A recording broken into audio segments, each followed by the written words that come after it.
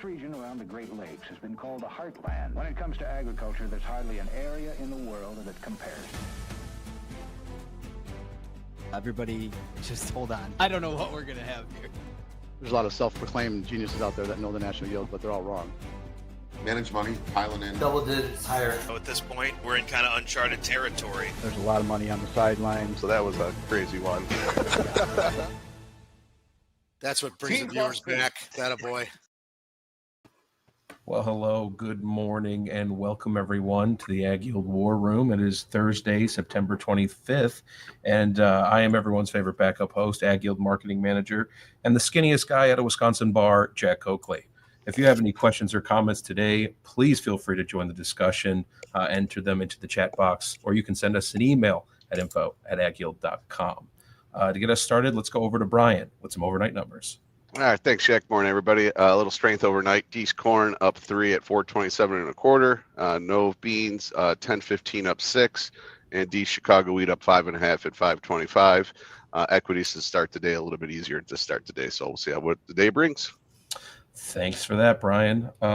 Dustin, let's start with you this morning. Some geopolitical things happening, as well as other things on your mind. Why don't you share what you got? Yeah, thanks, Jack. Yeah, obviously more, just uncertainty over the Black Sea region. Trump changing his tune a little bit. So I think that maybe some of the support. We still have a lot to figure out here. More talks of potential U.S. farmer support using the tariff revenue. And a lot of it's, still in the process of the rumor phase. And Brooke Ryland has kind of mentioned it, but I don't think that's a good sign for price action, right? If the grower does know that there's more support coming, will he or she be more likely to sell, right? Knowing that they can add that price on top of it and probably make things work. So, a little rebound. We keep flirting with the 100-day moving average in corn, and we're back above it again today. Corn, I would say, given that we're in that gut slot of harvest or entering it, I am surprised on how supportive it's been. It's actually been performing pretty good. Certainly. Let's shoot it over to Justin. Justin, where's your head at this morning? Yeah, kind of the same boat as Dustin. I mean, we're on a nice rally. We're heading right into harvest, so it's picking up. We're probably close to 15-20% right now harvested. So, taking some harvest pressure on rallies, which makes sense. I think we're trying to all fine tune, or not even fine tune, but even narrow the wide range of yield estimates out there. I've heard really, really good yields, which we're supposed to have if you're going to have a record national yield, and I've heard some pretty disappointing ones. So I think we've rallied off those lows, assuming that the yield's coming down in corn. I think soybeans is still TBD. Just from, we haven't heard enough, I don't think, yield numbers yet. But yeah, I agree with Dustin. We're kind of trading both sides of the 100-day moving average in corn. It's, ran into levels where, there should be some selling, by growers with good yields and not harvest space. We talked about, all the things on the show many times, but, there's going to be a lot of bushels no matter how you slice it. So, yeah, I thought corn kind of acted kind of poopy yesterday, and so far it's acting pretty good today. So we'll see if we can go, take a run at the recent highs. Get over in the 430s, 440 maybe would be nice. That's kind of levels where you're knocking a lot of people out of crop insurance, and I think it's kind of forces a decision there, in my opinion. So I think that's kind of an area that people need to decide what they're going to do after crop insurance, if that's what they've been leaning on. And it's, if you would have told me 6 months ago that we were going to have these acres and a yield over 180, I would have welcomed these prices. So I think it's definitely worth, really putting, not to be cliche, but, pen to paper and really figuring out what this means for you.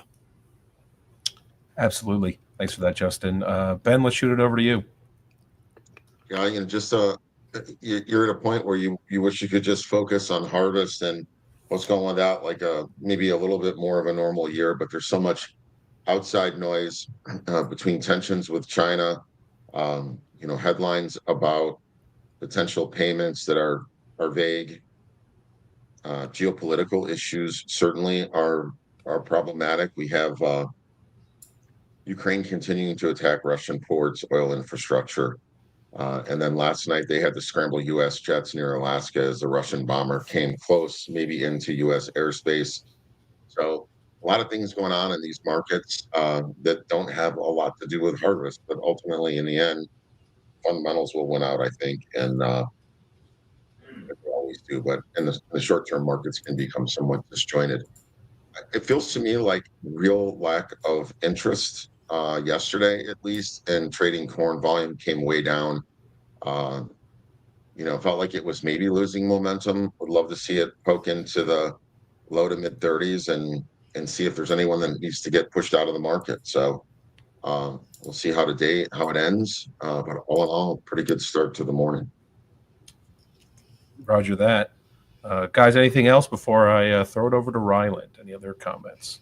I would say most surprising price action, in my opinion, is the resiliency of beans here. I don't know what you guys think, but coming into harvest, doing no export business to China, beans kind of have a 2 or 3 day break, and today we're starting up 6. That's the only thing I see watching these markets. I mean, corn kind of makes sense to me. Good demand. We're seeing export sales. Anecdotal evidence of yields coming down, but beans are kind of a head scratcher. I would think bean bears, looking at the fundamentals, have to be kind of pulling their hair out a little bit. Be like, what is keeping bean prices up from what we know today? Well, I will say Argentina did reapply their export taxes on grains. So they lifted them and immediately hit, obviously we did do a bunch of cargoes to China, but they hit the $7 billion sales cap already. Oh, is that okay? Maybe I missed that. Is that kind of maybe why we were up overnight? So we hit that cap already. So a bunch of cargoes moved and we hit the $7 billion cap. So those taxes are back on. So I think that's probably the positive part there, is that, the market was probably wondering if this is going to just, stay off or, so it was a few days, a couple days. Okay. That would make sense.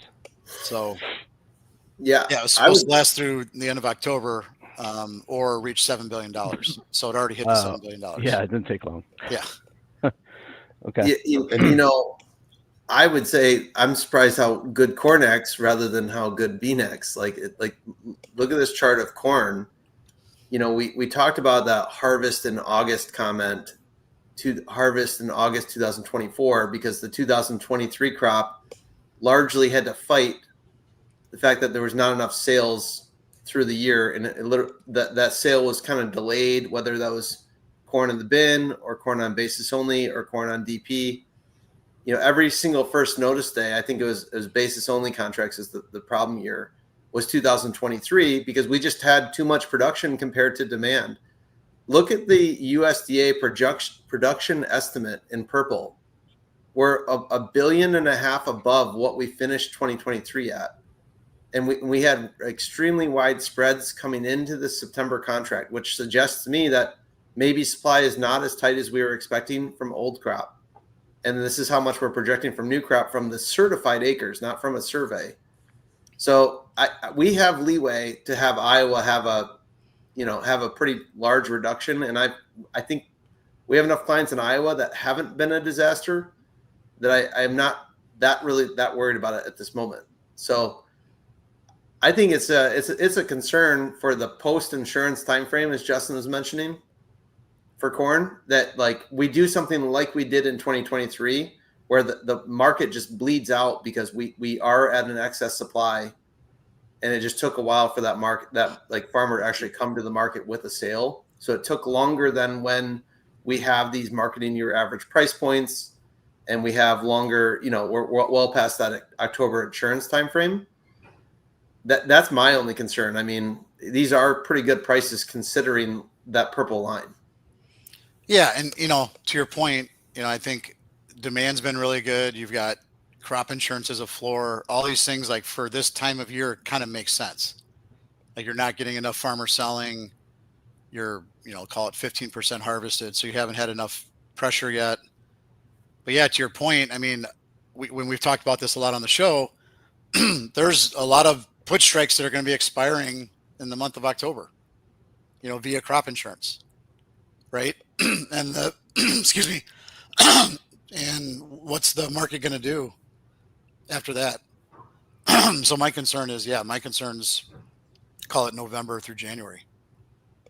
Yeah. Oh yeah. I mean, that's my concern too. And if we look at, like, not to rehash this exact same thing from the 2023 marketing year, but another image here, Jack, this is, this is like every single one of those flat orange lines is what the average sale price would be if you just made it today.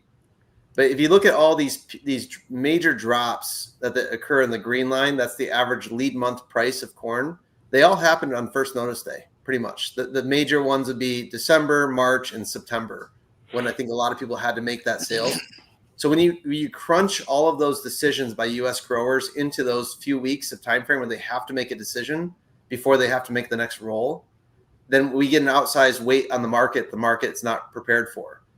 And we're talking about maybe, I mean, even with major reductions in Illinois, Iowa, 1 billion bushels more of production. I just think that this is something that we don't want to look forward to out into March and say, oh, we couldn't see that there was a wall of corn coming. We may be surprised on yield, like really surprised in all these other states. But I know the risk is definitely there that we may have overproduced corn this year because of the acreage. Yeah, I think, unless there's some major change that we're not aware of, you're going to look back at a 40+ cent rally going right into harvest as a gift. So, and we talked about it. I think yesterday we talked about it, but with option vol being so low, and Ben talked about just interest kind of being down. I mean, it's made option volatility really cheap.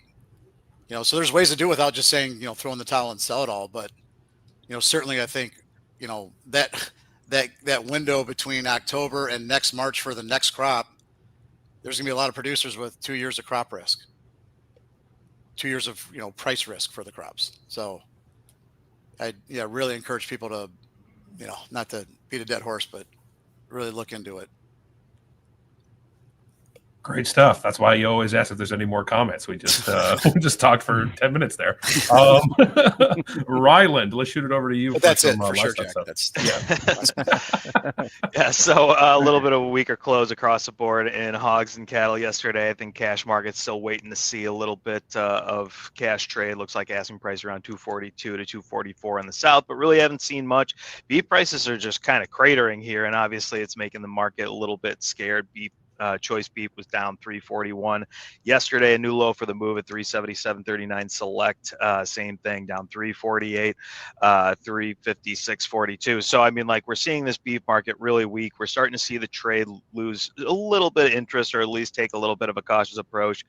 So commitment was down about 1,800 contracts yesterday. So I think we just need to see if the momentum is going to hold up in the in the cash market here. So I think a lot's riding on how this plays out. Generally speaking, it feels like there's a little bit of just, after last week's kind of weaker trade, that we could see actually lower prices again. So I think that's something to be aware of. But plus, some comments from the Mexican president yesterday kind of implied that there's a potential reopening of the Mexican border in November. At least that's what they were shooting for. But the USDA has yet to really confirm that. I know that was kind of circulating yesterday, and everybody's just kind of scratching their head like, what? There really is no timeline, at least on our end, but the fact that she stated that just kind of caused some caution. But overall, still more questions there than answers at this point. And on the hog side of things, we got the hog and pig report today out at 2:00, and looks like we're expecting slight increases in the market inventory and all hog and pig inventory in general, with a slight decrease in captive breeding numbers. So at least right now, I think those are priced in. The market's pretty overbought. We did see a little bit of weakness yesterday, a little bit of cautious kind of profit taking. Open interest was down about 67, 6,800 contracts yesterday. And cash markets were down as well. 104.67 down 232. So we're still seeing that weaker cash tone kind of towards the end of the week. A little bit of weakness in carcass, just overall. And we got the report, so it just kind of feels like there's a little bit of caution, but generally, like with October hitting over $1 at this time of year, I think, just like we talked about, I think it's time to kind of take notice and just realize how powerful this rally really has been, how good the demand sentiment is just going into the tail end of the year post grilling season. Thanks for that, Ryland. It looks like we just hit the open. Brian, why don't you give us the opening numbers here? Yeah, no problem, Jack. D's scoring right now up 2 cents at 426 1/4. No beans up 4 at 1013, and D Chicago wheat up 5 1/4 at 524 3/4. Beautiful. Well, if you enjoy watching the show as much as we enjoy putting it on, give us a like or subscribe. It doesn't cost you a dime, and it helps us out with the YouTube algorithms, gets our show out to a larger audience. We couldn't do it without our supporters, and we're slowly creeping towards 1,000 subscribers. So, join our ever-growing community, and we'd sincerely appreciate everyone that tunes in on a daily basis. We're doing this every day that the markets are open, live on X, Facebook Live, and YouTube Live at 8:15 Central Time. Dan will be back tomorrow. It is, of course, Fun Fact Friday tomorrow, so tune in for that. You never know what you're going to see or learn. And thanks again for having me here today. Dan will be back tomorrow, and everybody have